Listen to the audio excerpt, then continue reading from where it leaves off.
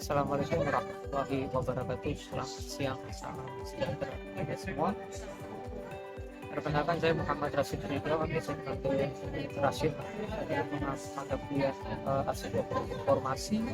Pada pertemuan ini akan membahas dan berdiskusi terkait dasar-dasar arsitektur informasi. Adapun capaian pembelajaran yang akan dituju adalah mahasiswa mampu memahami dasar-dasar arsitektur informasi.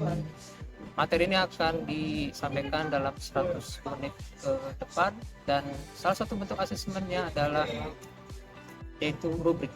Baik,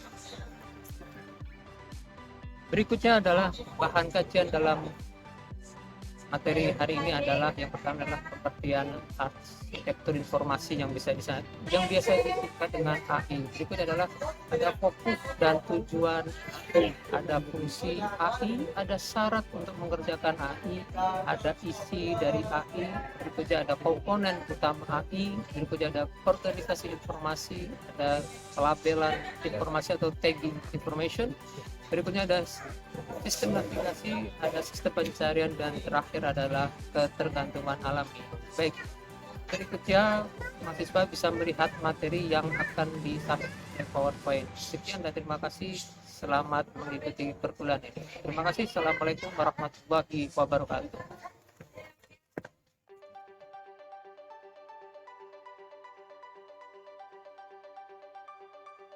Pengertian arsitektur informasi adalah seni dan sains pengorganisasian dan pelabelan data dan diterapkan untuk mengembangkan usabilitas dan estetika struktural pada 1. Situs web, 2. Internet, 3. Komunitas online, 4. Perangkat lunak, 5. Buku, dan 6. Yaitu media informasi lainnya.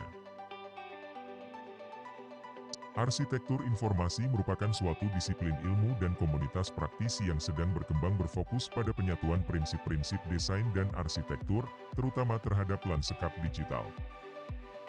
Arsitektur informasi mencakup model atau konsep informasi yang digunakan dan diaplikasikan terhadap aktivitas yang memerlukan rincian yang sangat jelas dari sistem informasi yang kompleks, termasuk pengembangan sistem perpustakaan dan database.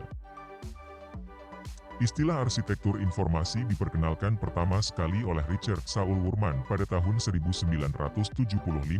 Arsitektur informasi berkaitan dengan proses pengorganisasian informasi. Arsitektur informasi penting untuk memungkinkan pengguna mencari informasi yang dibutuhkannya. Pengguna mengetahui lokasi terkini dalam suatu lautan informasi. Organisator informasi bisa dengan mudah memelihara suatu koleksi informasi yang banyak. Pertanyaan arsitektur informasi. 1. Apa tujuan dibuatnya koleksi informasi? Apa kebutuhan penggunanya, melakukan pencarian terarah atau melihat-lihat secara kasual? 2. Apa kebutuhan pemilik koleksi informasi? 3. Konten apa yang akan dimuat dalam koleksi, dan fungsi apa yang akan disediakan untuk menggunakannya? 4. Bagaimana koleksi informasi tersebut diorganisasikan, dinavigasi, dilabel, dan ditemu balik? 5. Bagaimana situs tersebut berubah dari waktu ke waktu? Arsitektur informasi fokus pada 1. Pengorganisasian, 2. Penstrukturan, dan 3. Pelabelan konten. Dengan cara yang efektif dan berkelanjutan, dengan tujuan untuk membantu para pengguna mendapatkan informasi dan menyelesaikan tugas mereka.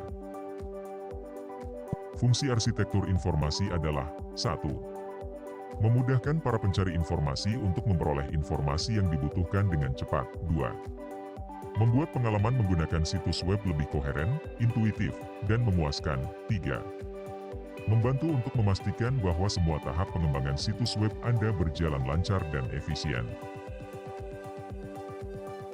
4. Mencegah perubahan yang memakan waktu dan biaya, baik perubahan desain visual dan pemrograman. 5. Membantu dengan mengidentifikasi fitur yang diperlukan, jumlah dan lokasi tautan, link, navigasi, dan penempatan konten pada awal proses. Tujuan arsitektur informasi adalah membantu pengguna memahami di mana mereka sedang berada, apa yang mereka temukan, apa yang ada di sekitarnya, apa yang mereka harapkan. Syarat untuk mengerjakan arsitektur informasi, memahami bagaimana berbagai item, potongan, memiliki kesesuaian secara bersama untuk menciptakan gambaran lebih luas, bagaimana item-item berkaitan satu sama lain di dalam sistem tersebut. Isi arsitektur informasi, strategi konten, desain antarmuka pengguna, user interface, desain interaksi dengan proses wireframing dan prototyping. Komponen utama arsitektur informasi. 1. Skema dan struktur organisasi, bagaimana mengkategorikan dan menstrukturisasi informasi. 2.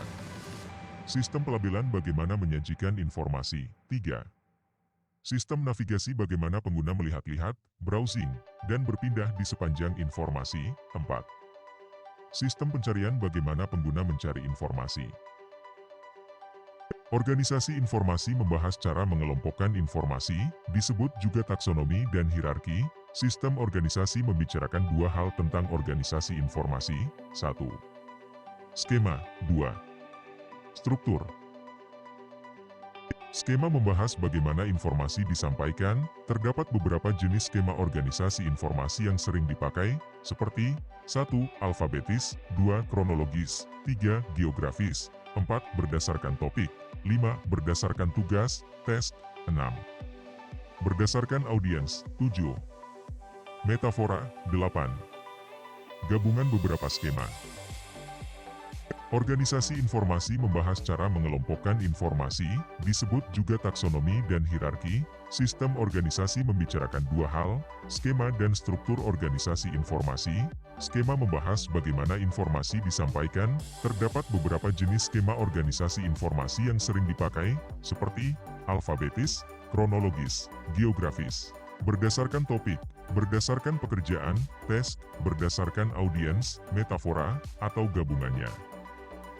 Struktur membahas taksonomi informasi. Pendekatan yang digunakan bisa bermacam-macam, seperti 1. Hierarki, top-down approach, 2.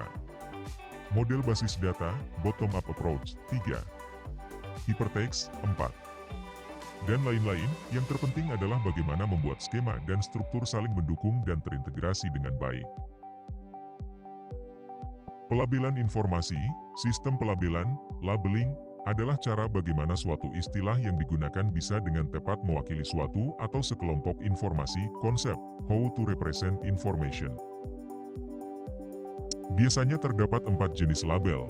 1. Tautan kontekstual, contextual links, yaitu hyperlink ke informasi lain yang terdapat di halaman lain.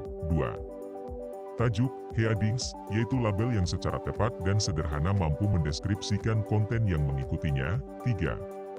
Pilihan sistem navigasi, yaitu label yang merepresentasikan pilihan-pilihan pada sistem navigasi. 4. Istilah-istilah pengindeksaan, index terms, yaitu kata kunci dan tajuk subjek, subject headings. Sistem navigasi. Sistem navigasi membahas bagaimana memandu pengguna web berpindah-pindah dari informasi yang satu ke yang lain tanpa kehilangan orientasi. Jenis sistem navigasi yang paling umum adalah 1. Navigasi global, 2. Navigasi lokal, 3. Navigasi kontekstual. Sistem navigasi lainnya adalah 1. Peta situs, sitemaps, 2. Indeks situs, site indices, 3. Daftar isi, table of contents, dan 4. Panduan, guides, wizards.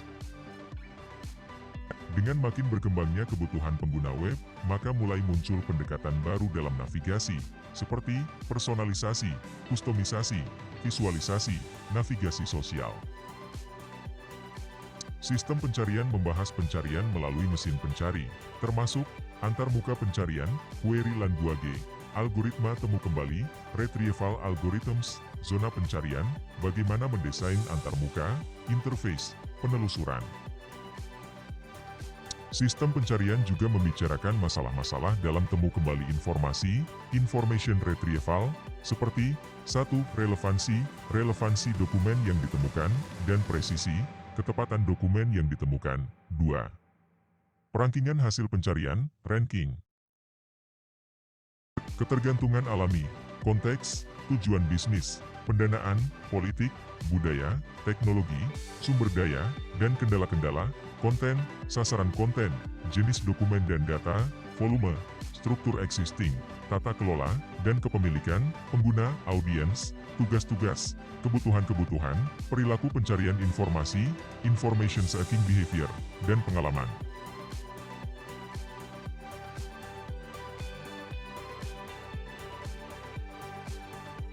Rujukan 1.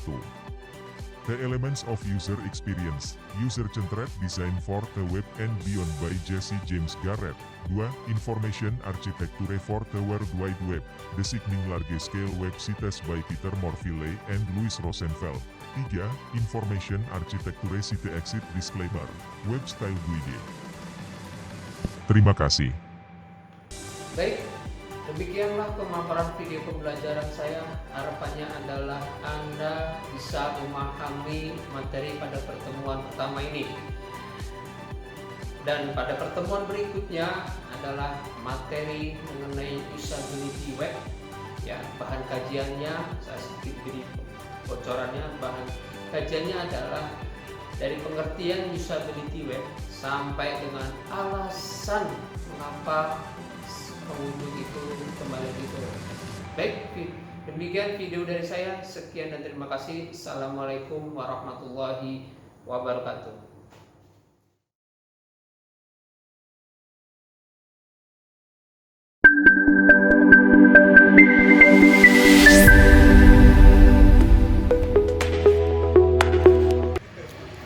Baik, assalamualaikum warahmatullahi wabarakatuh. Selamat siang, salam sejahtera bagi kita semua. Sebelumnya pertemuan pertama kita sudah membahas terkait mengenai dasar-dasar arsitektur informasi. Ya, pasti Anda semua sudah tahu ya dasar-dasar dari pengertian arsitektur informasi, manfaat dan tujuan, dan sampai pelabelan informasi secara konsep dan dasar itu Anda sudah mengetahui. Baik, pada pertemuan kedua ini kita akan membahas mengenai usability web. Ya, capaian pembelajaran yang dituju adalah mahasiswa mampu memahami ya usability web ya, dan materi ini akan disampaikan kurang lebih 100 menit ke depan, dan biasa untuk pertemuan berikutnya akan disampaikan juga masalah pertanyaan dan diskusi ya. Baik, adapun bahan kajiannya yang akan disampaikan pada topik usability web adalah yang pertama adalah pengertian usabilitas, yang kedua adalah pentingnya usabilitas, adanya komponen kualitas usabilitas, adanya bagaimana memperbaiki usabilitas, kapan bekerja pada usabilitas, di mana menguji usabilitas, ada lagi indikator usabilitas web, dan ada lagi tingkat keberhasilan waktu bertahan di halaman homepage, dan terakhir adalah alasan kenapa si pengguna itu harus berkunjung kembali. Baik, 100 menit ke depan kita akan berdiskusi mengenai usability web. Saya harap Anda dapat menyimak materi yang akan sampaikan. Sekian dan terima kasih. Assalamualaikum warahmatullahi wabarakatuh.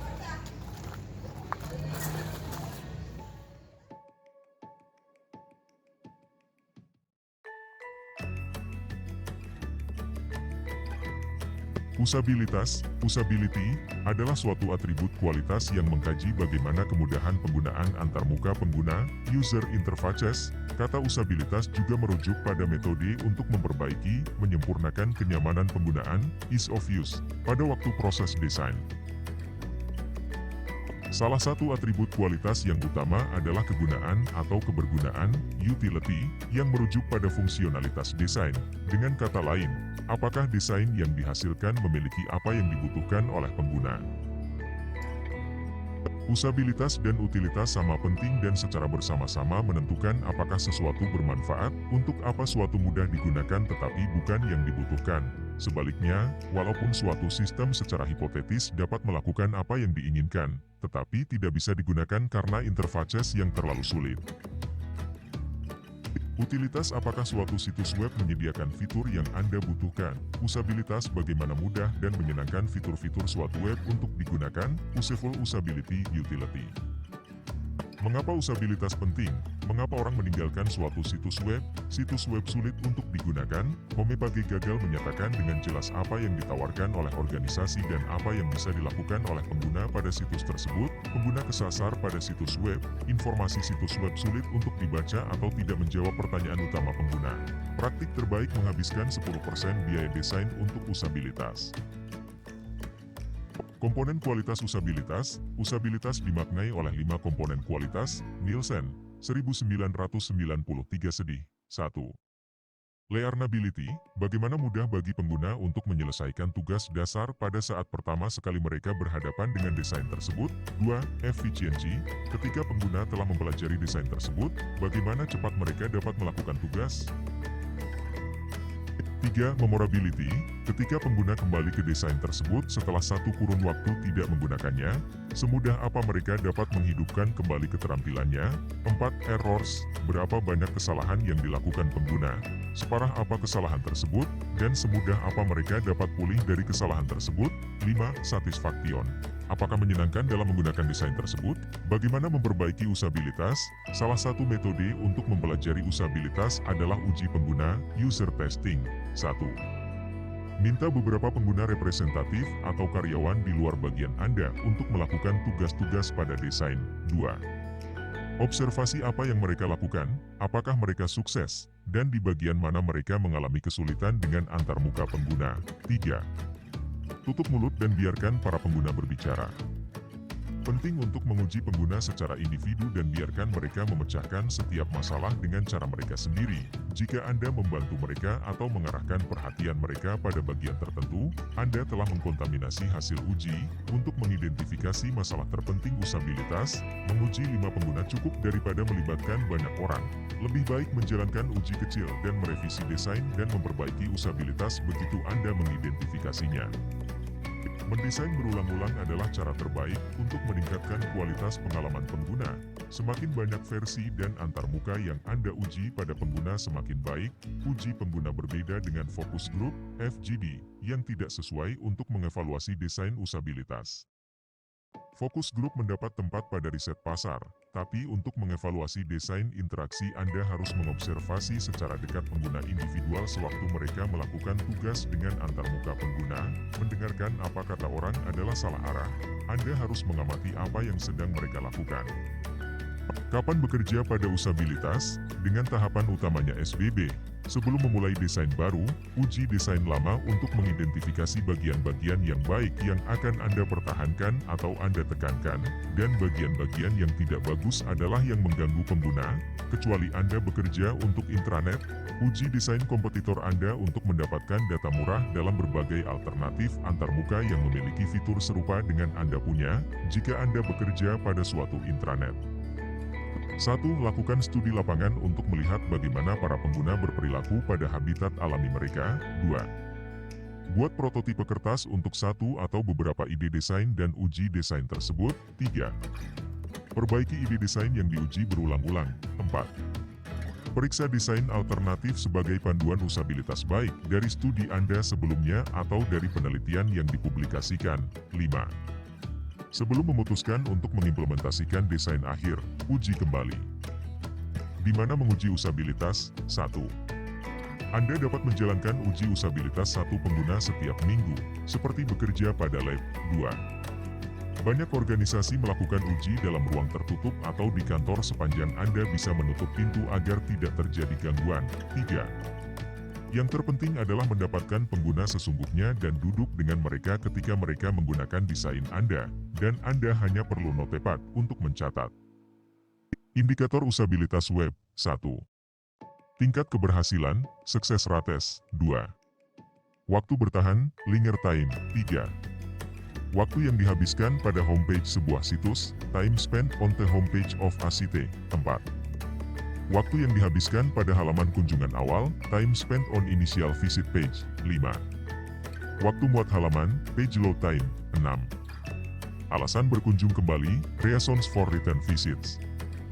Tingkat keberhasilan, minta pengguna untuk melakukan tugas tertentu pada situs web yang memungkinkan dilakukan pada situs tersebut, misalkan tingkat keberhasilan 40% 2010 menjadi 66% 2020.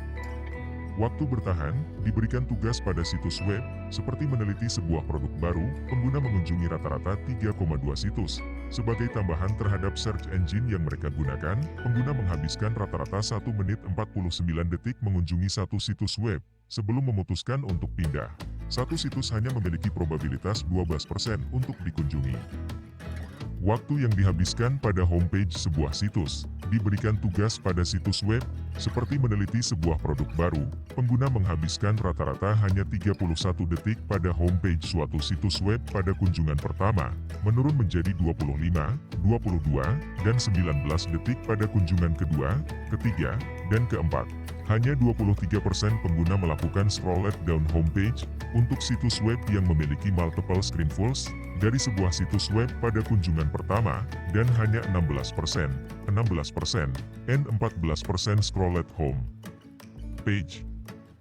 Waktu yang dihabiskan pada halaman kunjungan awal, pengguna web yang memasuki sebuah situs web pertama kali pada suatu halaman interior, misalkan melalui tautan, link, dari suatu search engine, menghabiskan waktu lebih lama dibandingkan dengan pengguna yang memasukinya melalui homepage. Pengguna web lebih berpengalaman menghabiskan lebih sedikit waktu dibandingkan dengan pengguna yang kurang berpengalaman. Waktu muat halaman, berapa lama pengguna bersedia menunggu suatu halaman dimuat sebelum menyerah? Alasan untuk berkunjung kembali, apa saja alasan pengguna untuk kembali berkunjung ke suatu situs web? Dapatkan jawabannya. Terima kasih.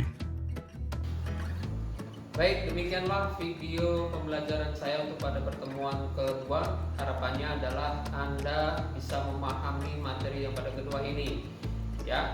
Dan materi ketiga nanti kedepannya akan disampaikan mengenai pengalaman pengguna atau user experience, ya, sampai dengan desain situs web aplikasi berorientasi tugas, ya. Nah, sekian dan terima kasih dari saya. Assalamualaikum warahmatullahi wabarakatuh.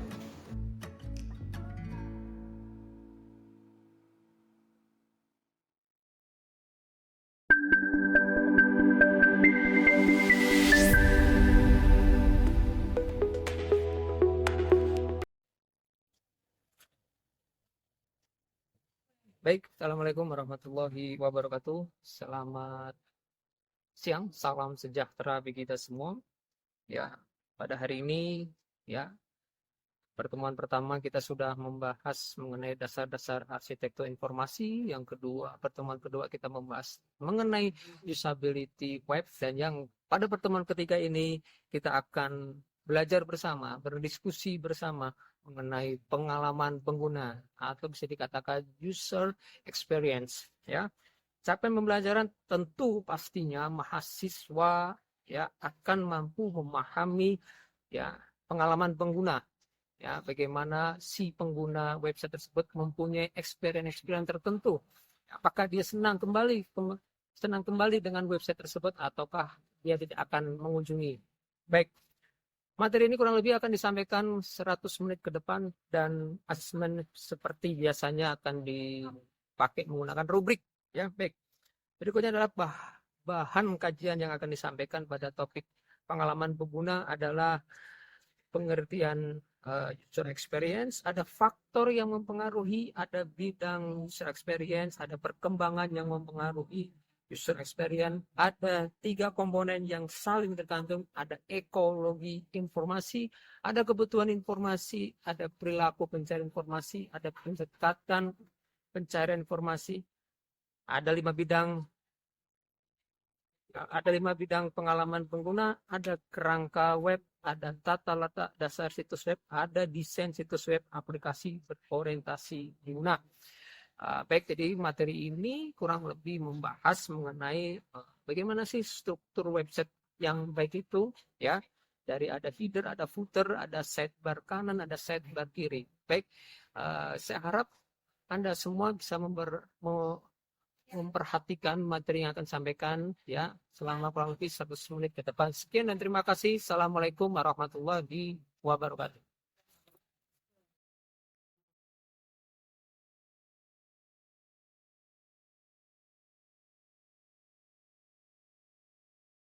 Pengertian UX, pengalaman pengguna, user experience UX, adalah segala pengalaman pengguna tentang suatu produk atau antarmuka. Interface, UX mencakup semua emosi, keyakinan, pilihan, persepsi, respon fisik dan psikologis, perilaku, dan keberhasilan pengguna yang terjadi sebelum, selama, dan setelah penggunaan suatu produk. ISO 9241 Break 210 mendefinisikan pengalaman pengguna sebagai persepsi dan respon seseorang yang dihasilkan dari penggunaan atau penggunaan terantisipasi sebuah produk, sistem atau jasa. Pengalaman pengguna bersifat subjektif dan berfokus pada penggunaan. Faktor yang mempengaruhi UX. 3 faktor yang mempengaruhi UX yaitu, sistem, pengguna, dan konteks penggunaan. UX adalah istilah payung yang mencakup I. Rekayasa usabilitas, usability engineering, desain grafis, graphic design, desain interaksi, interaction design. Bidang UX. Istilah UX diperkenalkan oleh Donald Norman, arsitek UX pada tahun 1990-an. Bidang UX didirikan untuk melindungi perspektif holistik tentang bagaimana seseorang merasakan penggunaan sebuah sistem, fokus pada kesenangan dan nilai kinerja. Perkembangan yang mempengaruhi UX. 1. Kemajuan terbaru teknologi komputasi yang bergerak, ada di mana-mana, sosial, dan nyata telah memindahkan interaksi manusia-komputer ke hampir semua bidang aktivitas manusia menyebabkan pergeseran dari rekayasa usabilitas ke lingkup UX yang jauh lebih kaya. 2. Dalam desain web penting untuk menggabungkan berbagai kepentingan dari berbagai pemangku kepentingan, stakeholders, yaitu, pemasaran, branding, desain visual, dan kegunaan perlu estetika dalam desain situs web, mudah digunakan, berharga, dan efektif bagi pengunjung. 3 komponen yang saling tergantung. 1. Kepemilikan, jenis dokumen dan data, objek konten, volume, metadata, struktur existing, dan kedinamisan.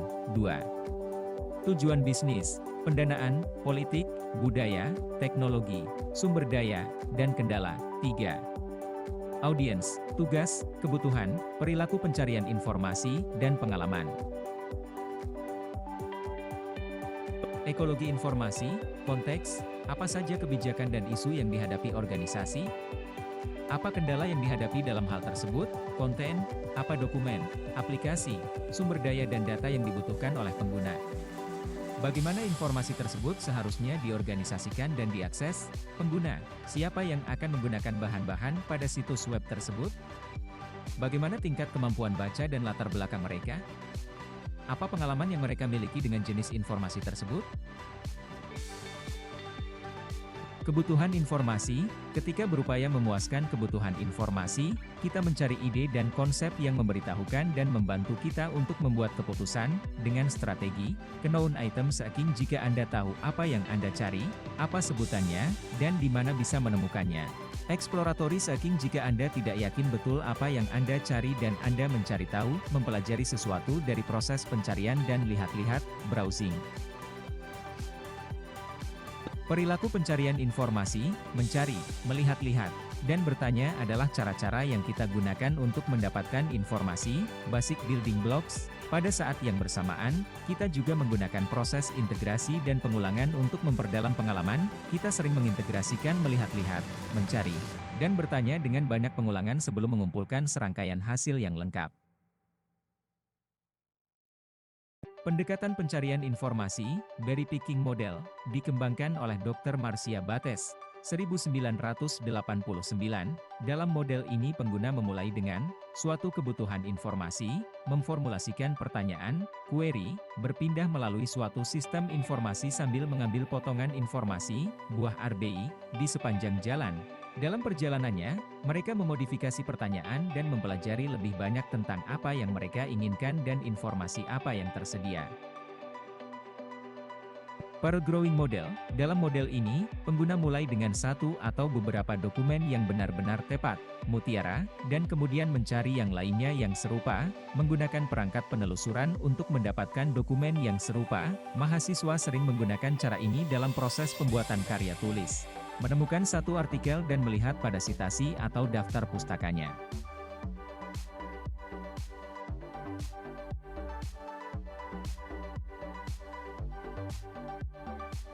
Lima bidang UX. Permukaan, halaman-halaman web terbuat dari images dan teks. 4. Kerangka, penempatan tombol, tab, citra, dan blok teks. 3. Struktur, struktur abstrak situs. 2. Cakupan, fitur-fitur dan fungsionalitas. 1. Strategi, apa yang ingin dicapai oleh pemilik dan pengguna situs. Bidang memiliki nuansa, tergantung apakah situs web didesain berorientasi tugas atau berorientasi informasi. Beberapa bidang dapat dikerjakan secara paralel, tidak harus menunggu selesai satu bidang baru mulai yang berikutnya. Bidang tertentu tidak dapat diselesaikan sebelum pekerjaan pada bidang yang lebih rendah selesai dikerjakan. Kerangka web.